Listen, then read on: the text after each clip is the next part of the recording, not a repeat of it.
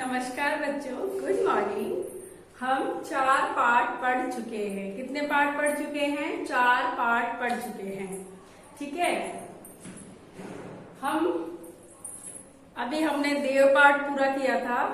तो मैं आपको बता दूं, अब शायद आपके इस महीने में टेस्ट हो, तो इसलिए आपको जो भी पढ़ाया जा रहा है, जो भी याद करने के लिए, मतलब इसी को आप अपना होमवर्क जो है इसी को करना और याद करना दोनों ही समझे। आज हम पढ़ेंगे पाठ 5, कृपा राम खिड़िया। कृपा राम खिड़िया में है राजिया रा सोरठा।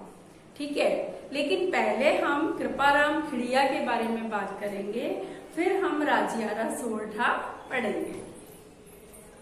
कृपा राम जो खिड़िया है, इनका जन्म आपकी किताब में नहीं दिया गया है, ना मृत्यु दी गई है, इसलिए हम उनका जन्म और मृत्यु नहीं लिख रहे हैं। ठीक है। इनके पिता का नाम क्या है? जगराम खिड़िया। क्या है? जगराम खिड़िया। जगराम खिड़िया। ये कहाँ के निवासी है? ये निवासी है खराड़ी गांव के। कहाँ के निवासी है? खराड़ी गांव के, जो वर्तमान में कहाँ है? पाली में है। ठीक है। ये है खराड़ी गांव के निवासी। कहाँ के निवासी? खराड़ी गांव के। अभी कहाँ है वर्तमान में? पाली में है। ठीक है। ये चारण शाखा के कवि है। और जो सीकर के नरेश देवी सिंह एवं उनके पुत्र राव राजा लक्ष्मण सिंह ने इनकी कवि प्रतिभा और विद्वता से उनको लक्षणपुरा की जो जागीरी थी वो दान में दे दी थी या प्रदान कर दी थी। ठीक है। कृपा राम खिड़िया का रचना काल संबंध, यानी रचना यानी लिखना कहाँ से प्रारंभ किया इन्होंने, तो इनका रचना काल संबंध है, इनका रचना काल संबंध है, क्या है? 1864।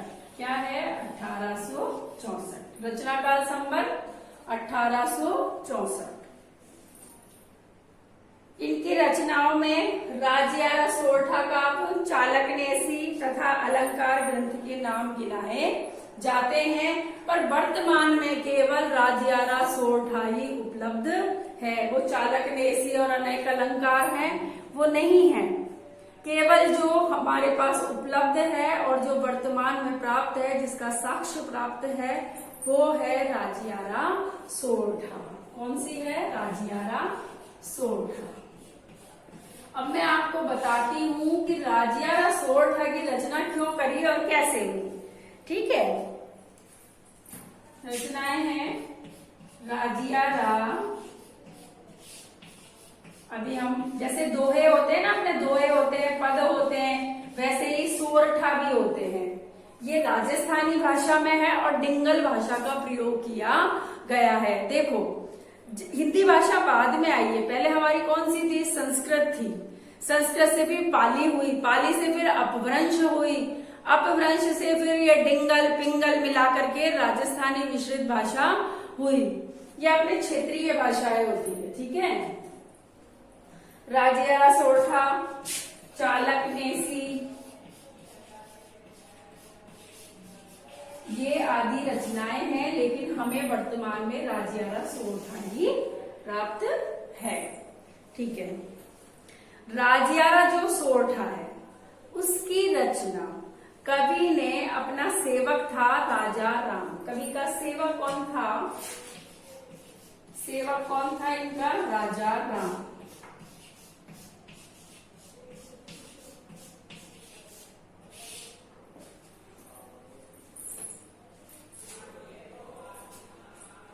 और भाषा कौन सी है इसमें? भाषा है राजस्थानी। भाषा कौन सी है? राजस्थानी। ठीक है। जैसे मारवाड़ी होती है, अब अपने जयपुर की ढूंढाड़ी बोली है, कोटा के साइड की हाड़ौती बोली है, ठीक है। इसी प्रकार इनमें कौन सी भाषा है, राजस्थानी भाषा है, और इसमें डिंगल भाषा का प्रयोग हुआ है। कौन सी भाषा का, डिंगल भाषा का।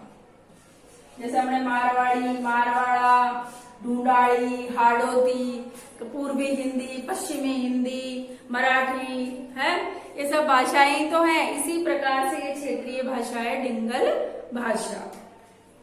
देखो अब मैं आपको बताती हूँ कि राजियारा सोरठा की रचना कैसे हुई।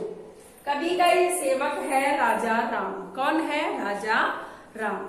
राजा राम कवि का सेवक है जो खूब सेवा करता था कवि की, लेकिन वह चिंतित रहता था, दुखी रहता था। तो एक दिन कृपाराम अर्थात कवि ने पूछा कि भाई तुम्हारी चिंता का कारण क्या है, तुम दुखी क्यों रहते हो। फिर उसने कहा, किसने कहा, राजा राम ने कहा कि महाराज मेरे तो कोई संतान ही नहीं है, मैं तो निसंतान हूं, मेरे कोई बच्चा ही नहीं है, मतलब मेरे तो कोई संतान नहीं है, मेरे कोई पुत्र नहीं है, कोई भी नहीं है मेरे। तो मैं ऐसे सोचता हूं कि यदि मैं जब मर जाऊंगा, मेरी मृत्यु हो जाएगी, तो मेरा तो सब कुछ समाप्त हो जाएगा, मेरा तो नामो निशान ही मिट जाएगा, मेरा तो कोई अस्तित्व ही नहीं रहेगा, मेरा तो नाम चलाने वाला कोई है ही नहीं। इसलिए वह बहुत उदास रहता था। अब वह सोचता था कि भाई मरने के बाद मेरा नाम लेने वाला कोई भी नहीं बचेगा। तब कवि ने उसे विश्वास दिलाया, आश्वस्त किया कि तुम चिंता मत करो, मैं तुम्हें अपनी रचना के माध्यम से अमर बनाऊंगा। इसलिए कवि ने अपनी रचना में राजियारा सोरठा अर्थात प्रत्येक पंक्ति में राजिया का नाम लिया है, और इस प्रकार राजियारा सोरठा की रचना हो गई। सोरठा तो केवल यही है, दोहा की तरह ही होता है, दो पद होते हैं, इसमें भी दो लाइनें होती है, लेकिन राजिया को संबोधित करते हुए इन्होंने पदों की अर्थात सोरठा की रचना की है, इसलिए राजियारा सोरठा नाम पड़ गया। ठीक है, इनके लगभग कितने सोरठे मिलते हैं, इनके सोरठे मिलते हैं 140।